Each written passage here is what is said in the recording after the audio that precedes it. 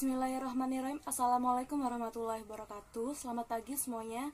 Sebelumnya terima kasih kepada Bapak Ahmad Imam selaku dosen pengampu mata kuliah kepemimpinan yang telah memberikan kesempatan kepada kelompok saya untuk dapat melakukan video presentasi di hari ini. Baik, di sini saya Ratica Hewlandari, NIM 2019-31037, selaku perwakilan dari kelompok saya akan mempresentasikan terkait materi kepemimpinan dengan judul Teori Pemimpin dan Kepemimpinan. Baik, langsung saja. Kepemimpinan. Kepemimpinan dapat diartikan sebagai kemampuan untuk mengarahkan pengikut-pengikutnya untuk bekerja sama dengan kepercayaan serta tekun mengerjakan tugas-tugas yang diberikan oleh pimpinan mereka. Kepemimpinan dapat juga diartikan sebagai kemampuan seseorang mempengaruhi dan memotivasi orang lain untuk melakukan sesuatu sesuai tujuan bersama. Selanjutnya, hubungan pemimpin dan kepemimpinan. Pemimpin dalam kehidupan sehari-hari, baik di lingkungan keluarga, organisasi, perusahaan, sampai dengan pemerintahan, sering kita dengar sebutan pemimpin, kepemimpinan, serta kekuasaan. Ketiga kata tersebut memang memiliki hubungan yang berkaitan satu dengan yang lainnya. Selanjutnya, kepemimpinan. Kepemimpinan meliputi proses mempengaruhi dalam menentukan tujuan organisasi, memotivasi perilaku pengikut untuk mencapai tujuan, mempengaruhi untuk memperbaiki kelompok. Kepemimpinan adalah seni untuk mempengaruhi dan menggerakkan orang-orang sedemikian rupa untuk memperoleh kepatuhan, kepercayaan, respek, dan kerjasama secara royal untuk menyelesaikan tugas. Selanjutnya, teori kepemimpinan. Di sini saya akan membahas tentang teori ataupun materi dari terkait kepemimpinan, yaitu memahami teori-teori kepemimpinan sangat besar. Artinya di sini untuk mengkaji sejauh mana kepemimpinan dalam suatu organisasi dapat dilaksanakan secara efektif serta menunjang kepada produktivitas organisasi secara keseluruhan. Dalam hal ini akan dibahas tentang teori kepemimpinan. Seorang pemimpin itu harus mengerti tentang teori kepemimpinan itu sendiri agar nantinya mempunyai referensi dalam menjalankan sebuah organisasi. Beberapa teori tentang kepemimpinan yaitu antara lain yang pertama ada teori kepemimpinan menurut sifat trait teori. Di sini menjelaskan analisis ilmiah tentang kepemimpinan berangkat dari pemusatan perhatian pemimpin itu sendiri. Teori sifat berkembang pertama kali di Yunani kuno dan Romawi yang beranggapan bahwa pemimpin itu dilahirkan, bukan diciptakan, yang kemudian teori ini dikenal dengan The Great Theory. Dalam perkembangannya, teori ini mendapat pengaruh dari aliran perilaku pemikir psikologi yang berpandangan bahwa sifat-sifat kepemimpinan tidak seharusnya dilahirkan, akan tetapi dapat dicapai melalui pendidikan dan pengalaman. Seperti itu. Sifat-sifat itu antara lain sifat fisik, mental, dan kepribadian. Dan di sini ada para ahli yang mengatakan bahwa dari K. Davis di sini merumuskan 4 sifat umum yang berpengaruh terhadap keberhasilan kepemimpinan organisasi, antara lain ialah yang pertama ada kecerdasan. Berdasarkan hasil penelitian, pemimpin yang mempunyai kecerdasan yang tinggi di atas kecerdasan rata-rata dari pengikutnya akan mempunyai kesempatan berhasil yang lebih tinggi pula, karena pemimpin pada umumnya memiliki tingkat kecerdasan yang lebih tinggi dibandingkan dengan pengikutnya. Selanjutnya ada kedewasaan dan keluasaan hubungan sosial. Umumnya di dalam melakukan interaksi sosial dengan lingkungan internal maupun eksternal, seseorang pemimpin yang berhasil mempunyai emosi yang matang dan stabil. Hal ini membuat pemimpin tidak mudah panik dan goyah dalam mempertahankan pendirian yang diyakini kebenarannya. Selanjutnya, motivasi diri dan dorongan berpresentasi. Semoga seorang pemimpin yang seperti ini berhasil umumnya memiliki motivasi diri yang tinggi serta dorongan untuk berprestasi atau berpresentasi. Dorongan yang kuat ini kemudian tercermin pada kinerja yang optimal, efektif, dan efisien. Selanjutnya, sikap hubungan kemanusiaan. Adanya pengakuan terhadap harga diri dan kehormatan sehingga para pengikutnya mampu berpihak kepadanya. Lanjut, saya akan membahas tentang teori kepemimpinan perilaku dan situasi. Berdasarkan penelitian, perilaku seorang pemimpin yang mendasarkan teori ini memiliki kecenderungan ke arah dua hal. Yang pertama disebut dengan konsiderasi, yaitu kecenderungan seseorang pemimpin yang menggambarkan hubungan akrab dengan bawahan. Contoh gejala yang ada dalam hal ini seperti membela bawahan, memberi masukan kepada bawahan, dan bersedia berkonsultasi dengan bawahan. Dan yang kedua disebut struktur inisiasi, yaitu kecenderungan seorang pemimpin yang memberikan batasan kepada bawahan. Contoh yang dapat dilihat, bawahan mendapat instruksi dalam pelaksanaan tugas, kapan, bagaimana pekerjaan dilakukan, dan hasil yang akan dicapai.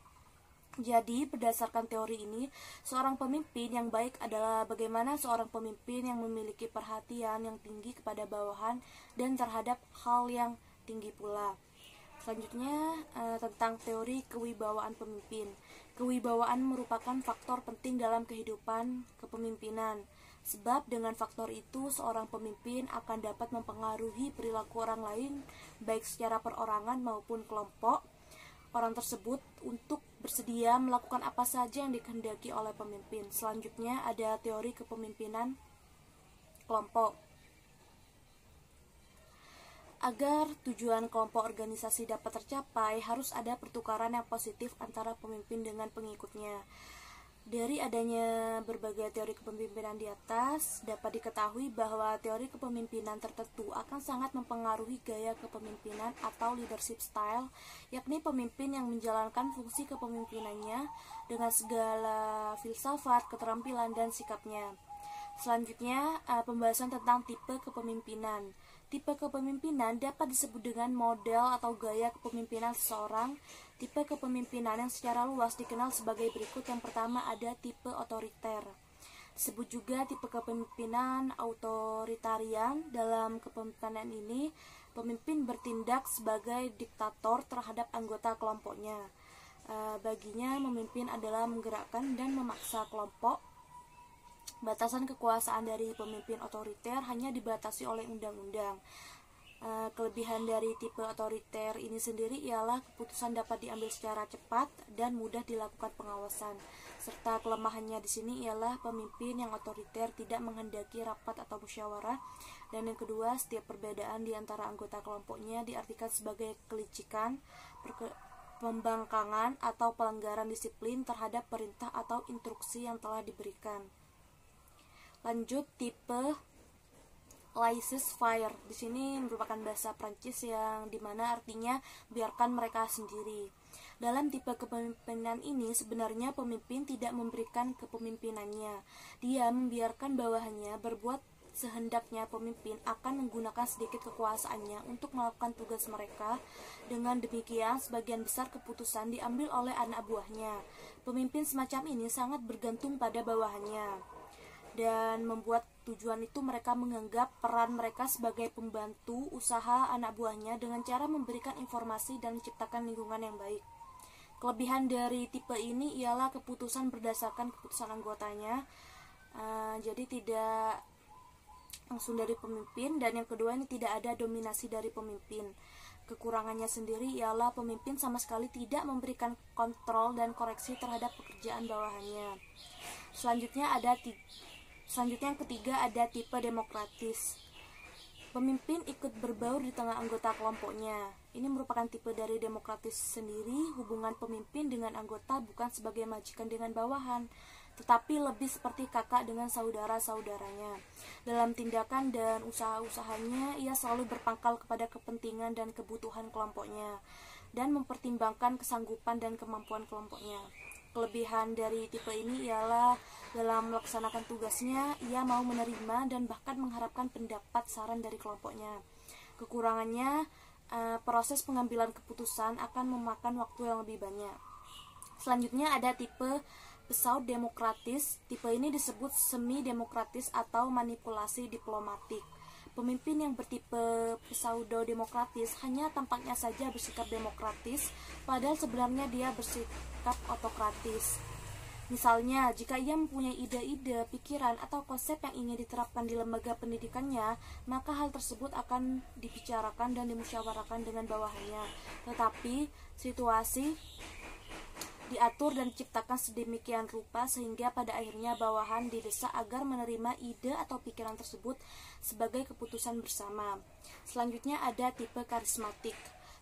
Seorang pemimpin yang berkarismatik memiliki karakteristik yang khas, yaitu daya tariknya yang sangat memikat sehingga mampu memperoleh pengikut yang sangat besar, dan para pengikutnya tidak selalu menjelaskan secara konkret mengapa orang tertentu itu dikagumi.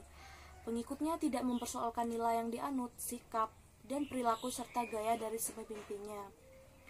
Selanjutnya saya akan menjelaskan tentang masalah dalam kepemimpinan. Yang pertama itu kurangnya koordinasi, seperti koordinasi dalam program kerja dan koordinasi antar pemimpin. Selanjutnya masalah yang kedua ialah pengkaderan. Ini seperti contohnya ada rekrutmen, dan yang kedua mempertahankan kader seperti itu. Selanjutnya masalah yang ketiga ada praktek-praktek organisasi. Ini seperti mencakup rasa hormat, martabat, dan kebebasan perorangan, dan yang kedua tentang kebijakan dan praktek personel. Selanjutnya saya akan membahas tentang bagaimana menjadi pemimpin yang ideal. 8 ciri perilaku yang menggambarkan sifat seorang pemimpin yang baik ialah: yang pertama, beri teladan tentang arti sukses kepada bawahan, dan yang kedua, beri bawahan Anda peralatan yang mereka butuhkan seperti sarana dan prasarana seperti itu. Dan yang ketiga, jangan sungkan untuk memuji keberhasilan bawahan. Dan yang keempat, berikan ruang untuk kesalahan. Dan yang kelima, delegasikan tugas tanpa banyak turut campur. Dan yang keenam, lebih baik bertanya daripada memberi nasihat. Dan yang ketujuh, bersikaplah ramah. Dan yang terakhir, tak kenal maka tak sayang. Kesimpulan dan saran dari penjelasan saya yaitu: kepemimpinan dapat diartikan sebagai kemampuan untuk mengarahkan pengikut-pengikutnya untuk bekerja sama dengan kepercayaan serta tekun mengerjakan tugas-tugas yang diberikan oleh pimpinan mereka. Ini yang telah saya sebutkan di awal tadi, dan kepemimpinan itu dapat juga diartikan sebagai kemampuan seseorang mempengaruhi dan memotivasi orang lain untuk melakukan sesuatu sesuai tujuan bersama. Dan saran saya terkait penjelasan saya sendiri ialah semoga melalui pembahasan kepemimpinan ini diharapkan teman-teman dapat mengetahui apa itu arti kepemimpinan, dan yang kedua, dan teman-teman semoga mampu memahami tentang kepemimpinan itu dan kekuasaan, dan yang ketiga, semoga dapat memahami dan menerapkan bagaimana menjadi seorang pemimpin yang ideal dan yang mampu diharapkan. Sekian penjelasan dari saya, mungkin itu yang dapat saya sampaikan. Kurang lebihnya saya mohon maaf, dan semoga kita selalu diberi kesehatan. Amin ya robbal alamin. Wabillahi taufiq wal hidayah. Wassalamualaikum warahmatullahi wabarakatuh.